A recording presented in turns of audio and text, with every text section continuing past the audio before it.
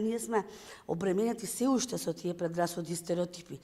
Децата, слушајќи ги тие предрасуди и стереотипи за различностите и прифаќајќи го тој говор на омраза, сметаат дека е нешто што е нормално и што не треба да се санкционира. Од друга страна, социјалните медиуми посебно се значени денес, бидејќи ние живееме во ерата на масовните медиуми, и тој говор на омраза од страна на личности кои што треба да бидат модели на идентификација и имитација на младите. Зборувам за новинари, научници, политичари, да не зборувам за спортисти, кои што го практицираат тој говор на омраза.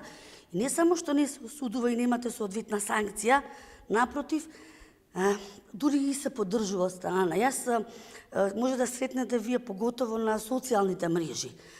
Такви етикети на етнички различниот, културно различниот, спортски различниот, значи без оглед, кои што имаат голем број поддржувачи, статуси кои што, јас велам, не доликуваат на човекот како битие, да ги спомене.